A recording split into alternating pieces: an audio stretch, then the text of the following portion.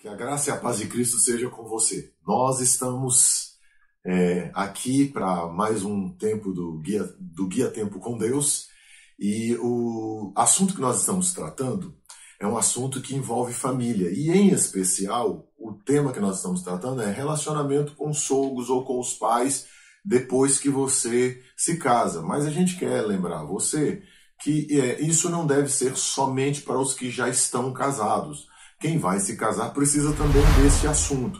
E o que a gente quer lembrar você é dar um like, compartilha, de tal maneira que este assunto chegue a mais pessoas e possa abençoar mais pessoas. Joquebed vai começar fazendo leitura de Gênesis 2, 24 e Êxodo 20, verso 12. Gênesis 2, 24. Portanto, deixará o varão, seu pai, da sua mãe, e unir-se-á a sua mulher, e serão os dois uma só carne. Agora, Êxodo 20, 12. Honra teu pai e a tua mãe, para que se prolonguem seus dias de vida na terra. Você vai notar aqui, os dois textos foram lidos a propósito, que você deixar pai e mãe não significa desonrar pai e mãe. Os dois textos têm o mesmo valor e eles são para equilibrar o nosso modo de agir. Eu não posso simplesmente deixar o meu pai e a minha mãe no sentido de casamento e eu não considerar que eles continuam sendo meu pai, sendo minha mãe, e que eles precisam ser honrados até o último dia da minha vida. Tem mais, eu vou ser mais ousado em dizer isso a você. Mesmo depois de mortos, eu ainda preciso honrar meu pai e minha mãe. Então, ou seja, às vezes você, querido irmão, pensa assim, mas se eu me casei, eu preciso continuar deixando meu pai e a minha mãe interferir o tanto quanto ele quiser, da forma que ele quiser, nesse novo núcleo familiar que eu constituí com a minha esposa. Porque se eu disser não, porque se eu discordar com alguma interferência deles, pai, mãe, sogro, sogra, é uma desonra. Não, Joquebed, o primeiro texto que foi de Gênesis diz que precisa deixar. E no Guia Tempo com Deus que nós fizemos na semana anterior, disse de maneiras práticas como é que eu posso fazer isso, e eu preciso me desligar emocionalmente, financeiramente. A dependência dos meus pais tem que mudar. Eles agora são coadjuvantes na minha história. Eu e a minha esposa é que devemos nos responsabilizar pelas nossas ações.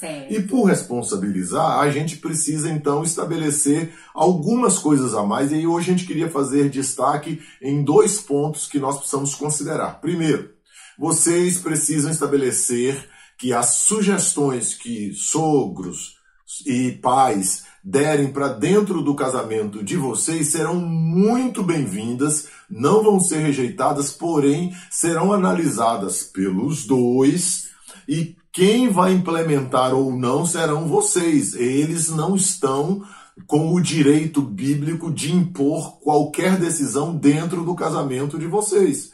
Então aí os papais de plantão ou até já avós, vocês não podem fazer interferência dentro do casamento dos filhos de vocês. Vocês podem fazer sugestões. E se eles não aceitarem as sugestões de vocês, vocês não precisam se sentir menosprezados, desonrados, porque não é isso. Eles estão traçando o caminho deles. E se eles por acaso errarem, deixe errar. Você, pai, mãe, hoje que já é avô, errou muita coisa. Eu e Joquebed erramos em muitas coisas. Então, a gente também tem que dar a eles o direito de decidir e muitas vezes errar tentando acertar. Eles vão se acertar com Deus. A minha responsabilidade, a responsabilidade de Joquebed para com os nossos filhos casados, ou qualquer pai e mãe para os filhos casados, é de admoestação, é de avisar, mas não de obrigar a fazer. Isso então quer dizer que na área de disciplina, de finanças, de o endereço onde vão morar, a forma como vão se dedicar à igreja, todos esses processos e muitos outros processos mais tem que ser decidido pelo casal. Isso significa deixar pai e mãe. a atitude de responsabilidade para com aquele novo casal, de tal maneira que eles aprendam a viver com Deus e se relacionar e assumir as consequências das decisões que vão tomar. Certo. Isso é muito importante, irmãos. E outro detalhe, Rubem e querido que está nos ouvindo. Muito, muito importante, que muitas vezes dá muita confusão na constituição de uma nova família, é o seguinte: o casal precisa estabelecer claramente que a dona da casa é a esposa. Mas não é a sogra, não? Não é a sogra, não é a mamãezinha do rapaz, não é a mamãezinha da moça. A dona da casa é a esposa, essa nova família que foi constituída. A sogra, a mamãe, pode visitar, deve visitar, sugerir, mas ela não deve dizer, isso tem que ser feito assim, porque na minha casa sempre foi feito assim, agora nessa casa vai ser feito assim, vai se comprar isso, vai se fazer aquilo, vai gastar o dinheiro assim, vamos colocar o bebê, a criança em tal escola.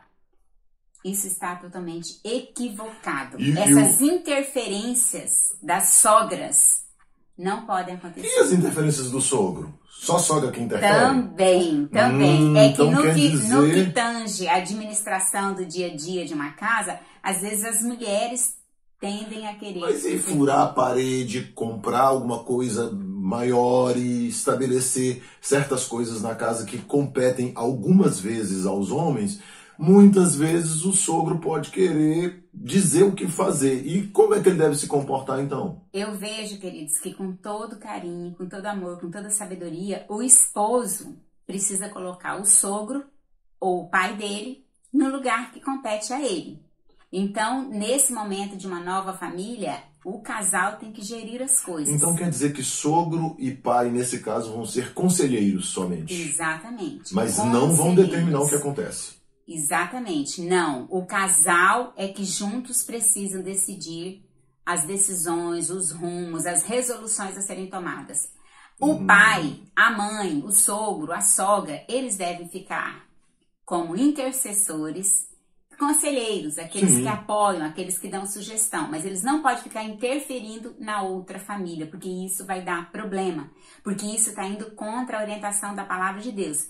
Deixará, a gente continua amando, continua honrando, continua respeitando o pai e mãe, mas na nova família que foi constituída, o casal precisa arcar com as responsabilidades das decisões a serem tomadas. Joquebed, você me fez lembrar de um texto que está no livro de Salmos que fala a respeito de que os filhos são herança do Senhor, que seria bom ter até a aljava cheia deles, que era a vasilha onde carregavam as flechas.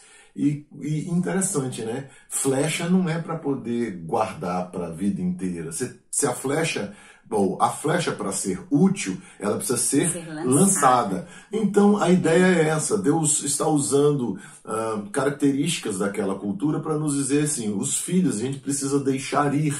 A gente precisa abrir mão de posse deles, porque eles não são nossos, eles são do Senhor. E quando a gente o fizer, a partir desse momento em que eles casam, a nossa responsabilidade é orar por eles e aconselhá-los, mas não de fazer por eles e não ordenar que eles façam. Eles precisam ser considerados como pessoas já responsáveis, grandinhas e adequadas para poder cuidar da própria vida.